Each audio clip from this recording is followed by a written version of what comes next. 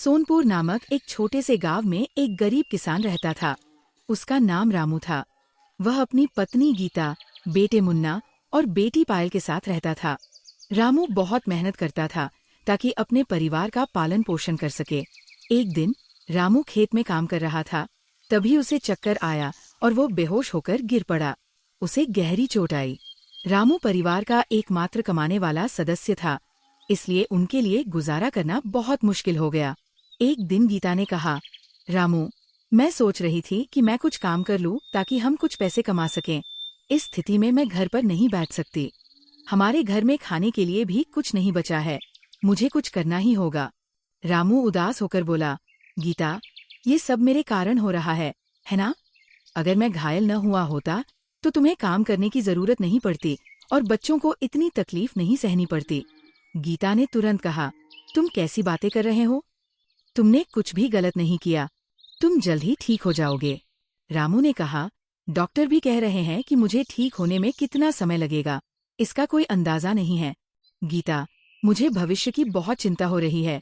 गीता ने विश्वास से कहा, मुझे यकीन है कि तुम जल्द ही ठीक हो जाओगे। और जहाँ तक पैसे कमाने की बात है, तो मैं कुछ परिवारों के यहाँ नौकरानी का काम करूंगी और कुछ पैसे कमाऊंगी। तुम सिर्फ अपनी सेहत का ध्यान रखो। गीता ने अपने हौसले से परिवार को संभालने की ठानी और उसकी मेहनत व रामू के विश्वास से उनके जीवन में उजाला आया। रामू के ठीक होने के बाद गीता ने कहा, अब मैं जाऊंगी और देखूंगी कि कहीं काम मिल सकता है या नहीं। गीता ने घर छोड़ा और काम की तलाश में एक परिवार के पास गई। उसने दरवाजे की घंटी बजाई। एक महिला ने दरवाजा खोला और पूछा, तुम कौन हो? क्या चाहती हो? गीता ने विनम्रता से जवाब दिया, मैडम, मेरा नाम गीता है। मैं कोने के उस पार रहती हूँ। मुझे एक नौकरी की जरूरत है और सोचा कि शायद आपके पास मेरे लिए कुछ काम हो, इसलिए मैं यहाँ आई हूँ। महिला ने पूछा, तुम किस तरह का काम कर सकती हो? गीता ने कहा, सफाई, बर्तन, कपड़े धोने और खाना बनाने का काम।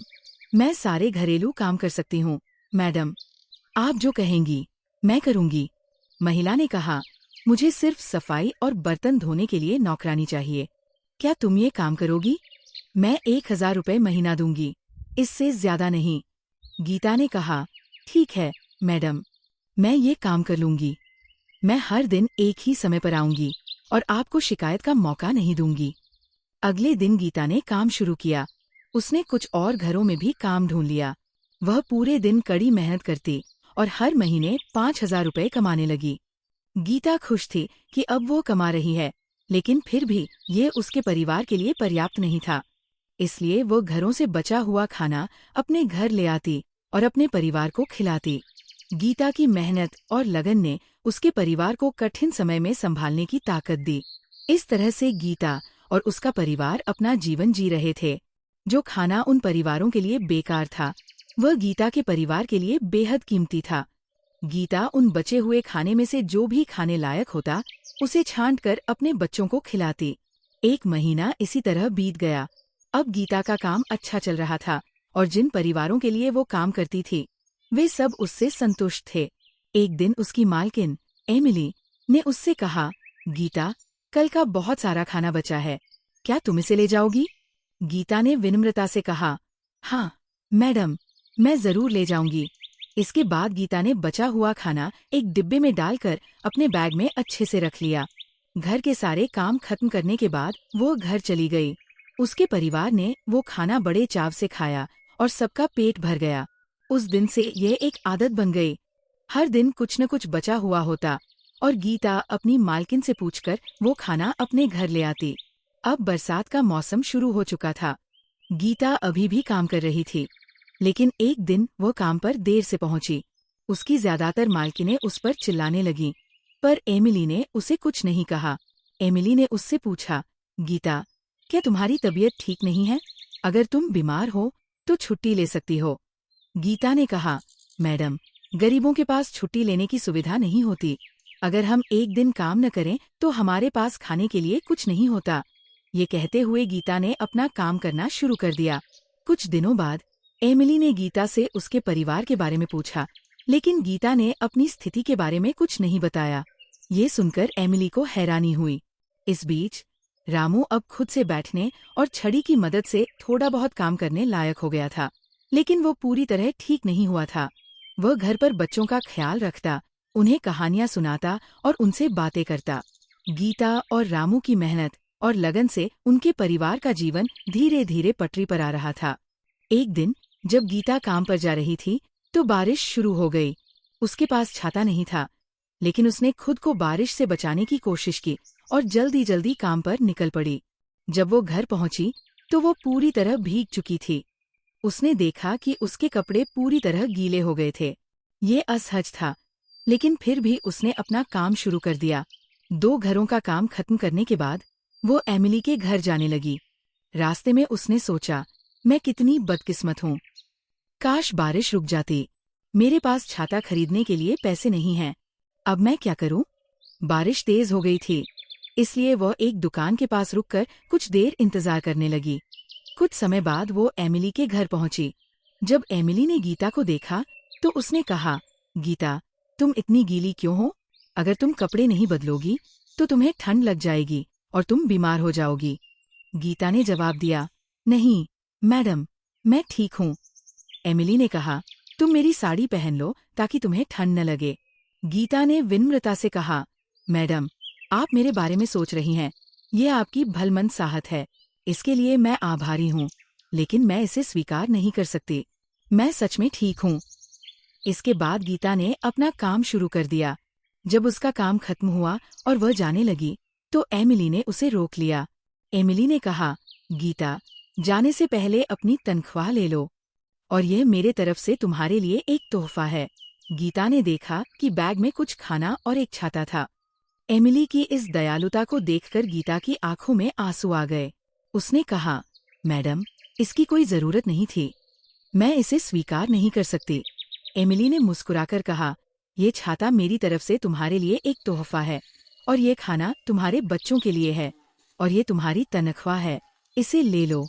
गीता ने कहा, ठीक है मैडम, आपका बहुत बहुत धन्यवाद। अब मैं चलती हूँ। गीता घर के लिए निकल पड़ी।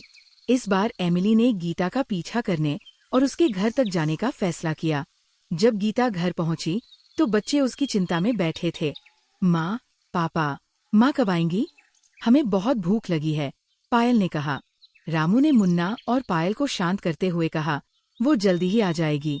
शायद उसने आज कुछ ज्यादा काम कर लिया होगा, इसलिए देर हो गई है। इसी दौरान एमिली गीता का पीछा करते हुए उसके घर पहुंच गई।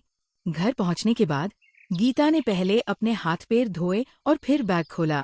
उसने उसमें से खाना निकाला और अपने परिवार को दिखाया। बच्चे खाना देखकर बहुत खुश हो गए। माँ, मुझे बहुत भूख लगी है। भगवान का शुक्र है कि तुम ये खाना लाई हो। मुझे ये बहुत पसंद है। गीता ने मुस्कुराते हुए कहा, हाँ, तो लो, तुम जितना चाहो खा सकते हो। एमिली ये सब खिड़की से देख रही थी। वह अपने आंसुओं को रोक नहीं पाई। उसने देखा कि गीता का पति रामू बिस्तर पर लेटा हुआ है और उसके बच्चे घर के अंदर खेल रहे हैं। जब गीता घर आई तो सब बहुत खुश थे। इसके बाद एमिली ने भी गीता के घर में प्रवेश किया। गीता, एमिली की आवाज सुनकर गीता ने पीछे मुड़कर देखा। उसने एमिली को दरवाजे पर खड़ा पाया। गीता ने पूछा, मैडम, आप यहाँ? आइए, अंदर बैठिए। एमिली ने कहा, गीता, तुम्हारी जिंदगी में इतनी सारी समस्याएं हैं और तुमने कभी कुछ कहा नहीं। तुम सिर्फ काम करती रही। जब मैंने तुमसे पूछा तब भी तुमने कुछ नहीं बताया। क्या तुम मुझे अपना दोस्त नहीं समझती? गीता ने जवाब दिया, ऐसी बात नहीं है मैडम, मैंने बस। गीता ने कहा, मैं नहीं चाहती थी कि आप मेरे लिए दुखी हों, इसलिए मैंने आपको कुछ नहीं बताया। ये सुनकर एमिली ने कहा, गीता, मैं ये सुनिश्चित करूंगी कि तुम्हारे पति का सबसे अच्छा इलाज हो और तुम्हारे बच्चों की पढ़ाई का खर्च भी मैं उठाऊंगी। तुम्हें अब चिंता करने की जरूरत नहीं है। एमिली की ये बातें सुनकर गीता की आंखों में आंसू आ गए। उसने एमिली का बहुत धन्यवाद किया और कहा, आप वाकई बहुत महान हैं दीदी। मैं बहुत किस्मत वाली हूँ जो मुझे आप जैसी बहन मिली। आपने मेरे लिए एक सगी बहन की तरह ही चिंता की। जब गीता ने एमिली को दीदी कहा तो एमिली ने उसे गले लगा लिया। इसके बाद गीता और उसका परिवार खुशी खुशी रहने लगा। एमिली ने गीता के बच्चों को स्कूल में दाखिला दिलाया और रामू का इलाज एक मशहूर अस्पताल में करवाया। कुछ दिनों बाद रामू पूरी तरह ठीक हो गया और फिर से काम करने लगा। हमारे देश में ऐसे कई मजदूर हैं जो अपनी कहानियां कभी किसी से नहीं बताते, लेकिन भीतर ही भीतर बहुत कुछ सहते हैं। ये सच्चाई है कि भूख से कोई लड़ नहीं सकता। हर कोई अपनी भूख मिटाने के लिए काम करता है।